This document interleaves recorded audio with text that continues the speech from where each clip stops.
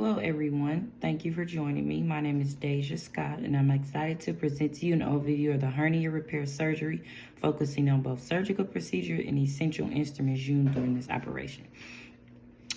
This presentation is part of my coursework for class ST1257E. It's designed to provide the insight into not only the hernia repairs are performed, but also the highlight of critical role of surgical technologists and sterile processing team to assure surgical success.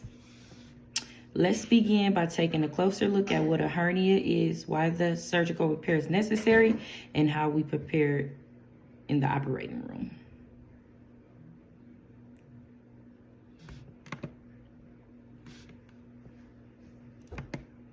Okay, what is a hernia repair surgery? A hernia repair surgery is performed to return the herniated tissue into a normal position and to repair the weak spot in the muscle wall.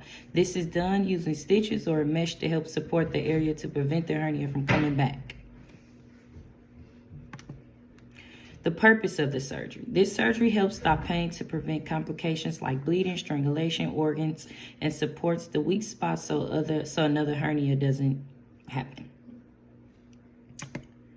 Basic anatomy involved in the hernia. Hernia pushes through the abdominal layers.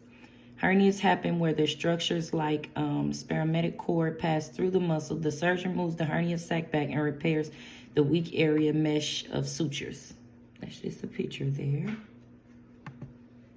Types of hernia. There are different types of hernias occur in different locations. Hernias are most common, especially in males. Each requires slightly different techniques of repair. Surgical procedure overview. The procedure involves carefully pushing the hernia contents back into the abdominal, reinforcing the weak spot to prevent reoccurrence. Sometimes minimally invasive tools like a laparoscopic scope are used. Tools that are used in this procedure are med scissors, are made to cut the dissect soft tissue during the hernia repair. They're helpful when the surgeon needs to carefully cut connective tissue or fat to close the hernia sac without damaging anything nearby. These scissors are a part of the cutting and dissecting category.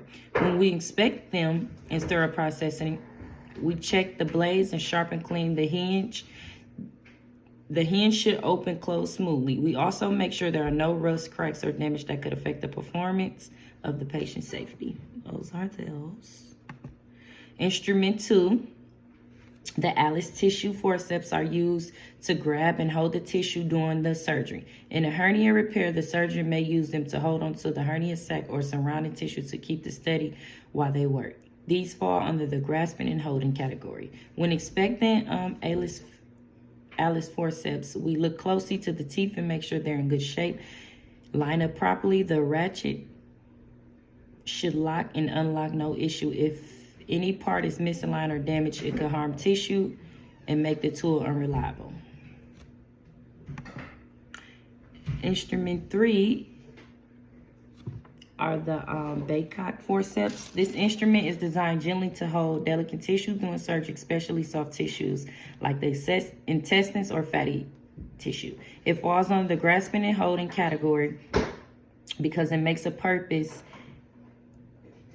to hold on to the tissue without causing damage. When inspecting this instrument, it's important to make sure the tips are smooth and avoid tearing or brushing tissue. Also check the jaws closed eventually to ensure to secure but gentle grip.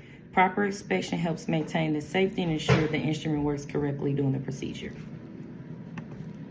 Instrument 4, Army-Navy retractor. The Army-Navy retractor is used to hold open the incision. The surgeon can clearly access the surgical area. It's part of the retracting and exposing category. When inspecting it, we look for smooth surface without any rough spots, scratches. We also check for bending and wrapping, which can affect how it will hold back the tissue. Damaged retractor can be uncomfortable for the patient and ineffective during surgery.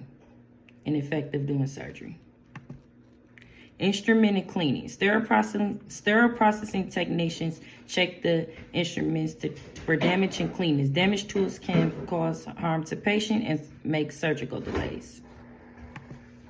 Recovery time. Recovery time, patients heal at different rates. Clear instructions and follow-up to help ensure safe recovery. Rest and limit activity, teaching the patient what is expected and how to care for the incision or accrual for recovery process.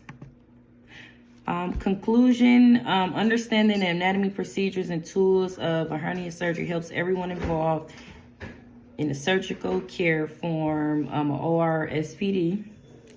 These things are very important so everyone can be on the same page so it doesn't cause any infections or contaminate anything. And those are my references. And thank you all for watching. Have a great day.